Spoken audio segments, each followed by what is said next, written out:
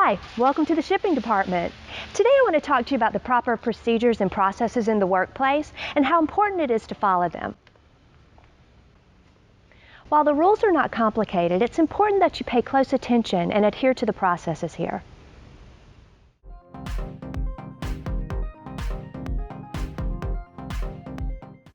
Let's start here at the dock, where you'll notice that each dock is equipped with a safety light. These lights play a very important role in our safety. They let us know when it's safe to enter the trailer. When it's red, it's not safe to enter. When it's green, it's okay to enter the trailer. This is one of the most basic rules when working on the shipping dock and must be observed at all times. By making sure that this most basic rule is followed, we can ensure the safety of the crew while working with the fleet and avoid accidentally embarking and disembarking off the truck deck at the wrong time.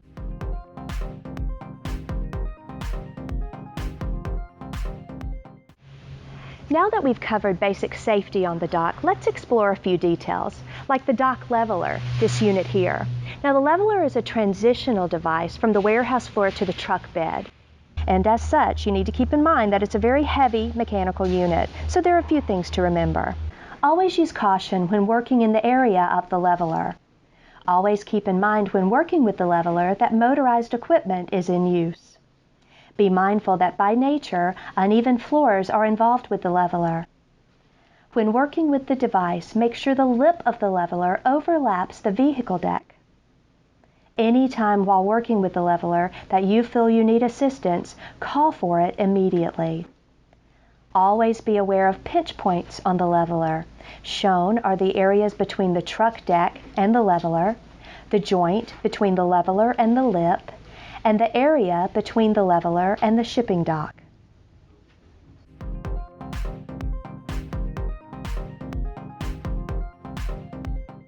Loading the truck properly takes teamwork and planning. One of the most important items to be observed during the loading of the truck is making sure that each rack gets locked in once on the truck. This is accomplished by engaging the brake on the rack and dropping the pin into the hole provided in the trailer bed. Once the truck is fully loaded and ready to go, the load must be secured with 2 bars at the tail like this. Make sure that they are locked into place with the clips seated correctly. These measures are in place to make sure the load doesn't shift or move during transport and make the load unsafe and unstable. Once you've finished securing the load, safely raise the lift gate and switch the dock light to red.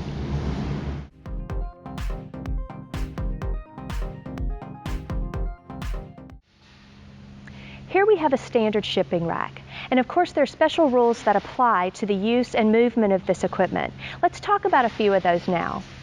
First, always face the rack when moving it, and keep both hands on the rack for navigational safety and control. Never move the rack by pulling it, as you could pull the rack up onto your heel or ankle. Be aware of the pinch points on the rack. These are located between the rack and the rails, between the casters and the floor, and between the product and the shelves. If you discover a rack with a broken caster, stop and request assistance. Never attempt to move the rack. Additionally, you should flag and report any damaged racks that you find and avoid using them when possible. Our racks hook together to be more efficient. To accomplish this, first line up the pin end of one rack to the hasp end of another. Then, by minute maneuvering, line them up and hook the clasp down on the pin. Always be careful when joining racks together and not pinch or catch fingers in the mechanism. Lastly, make sure all the shelves are seated properly in the rack and not up on the rail. Racks not seated properly are subject to falling and injuring a user or pinching a user.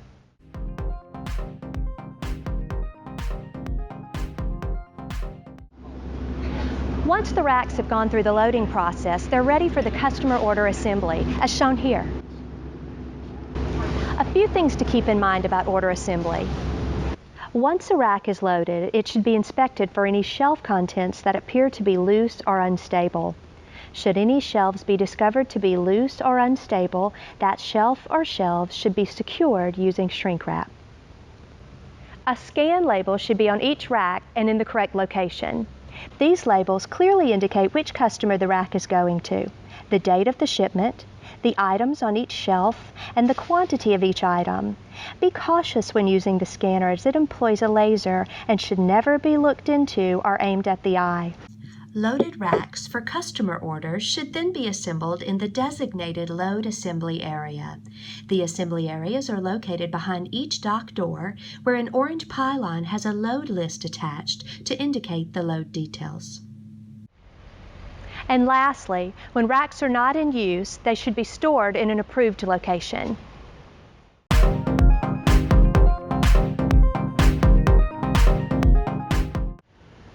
This is the cardboard and plastic baler that we use to manage all of our excess and unusable cardboard and plastic.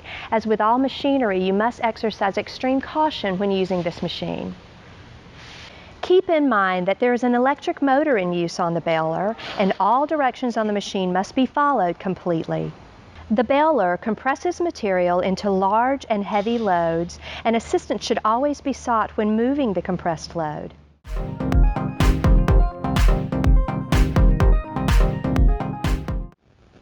This is the recycle station area. This area should be kept neat and clean at all times. Immediately after using the baler, the recycle station area should be picked up and clear. Only authorized personnel should ever be in this area. Bulk plastic should be stored outside of the distribution building on the east side.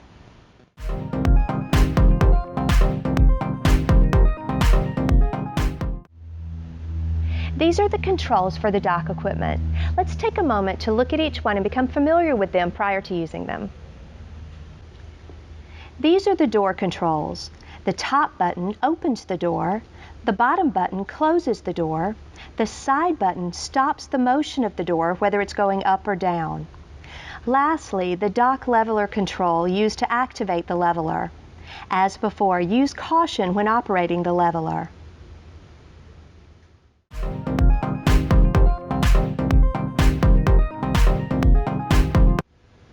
One of the most important pieces of information for anyone working in a closed environment like the warehouse is the exits.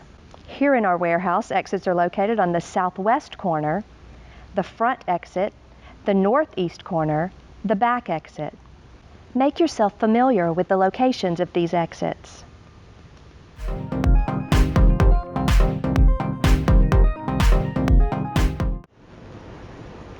Additional exits are these roll-up ramp doors and should only be used in emergency situations. Under normal circumstances, pedestrians should not use these doors as they're typically used by motorized vehicles. There are two roll-up ramp doors in this facility, one at the front and one at the rear of the building. In very extreme emergencies when life or limb is threatened, the dock doors can be used as emergency exits. However, due to the risk of falling or injury from jumping down from the dock doors should only be used when no other exit is available.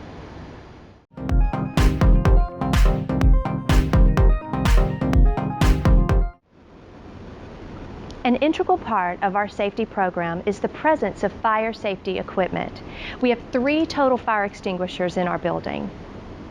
The first is at the front southwest corner entrance. The second is at the rear northeast corner entrance. The last is located at the time clock position. It's very important that these locations are reviewed on a regular basis so that they stay fresh in your mind.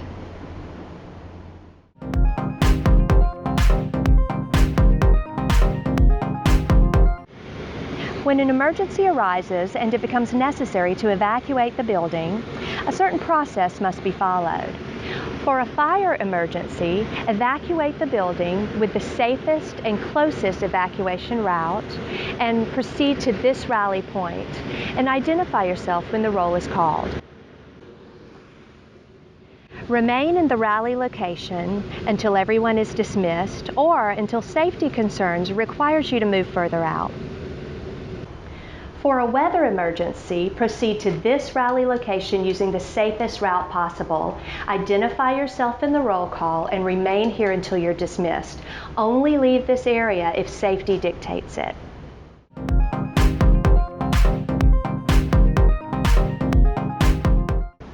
When reporting to work, make sure you first go to the distribution office area. We have lockers for your personal use, and at the end of the lockers is an eye wash station. Clocking in and out is required when you start and depart your job, and the work log must be signed. Please note that all important process and logistics support items are here as well. The notice board has all of the important notifications and process support documents, like the evacuation routes. Behind me is our electrical panel, but this is strictly off limits to center personnel.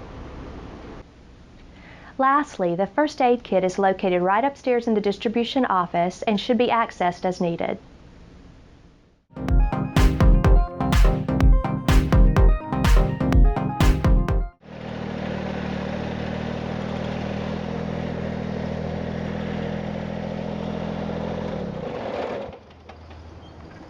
Here in the distribution center, we have a number of motorized vehicles. All of them are reserved for trained and authorized personnel only. Let's review a few. First, we have the small tow tractor like the one I'm on. This unit is reserved for authorized personnel only. This unit is used to pull our shipping racks throughout the distribution center and between different warehouses and greenhouses. We limit the number of racks pulled by the small tow tractor to 3 racks when towing outside and to 8 racks when towing inside the distribution center. Next, we use the typical forklift. Only operators that are trained and certified should ever use the forklift. Here we have the supervisor car. This unit is reserved for supervisors only. Lastly, we have the electric truck. It too should only be used by authorized personnel in the greenhouses.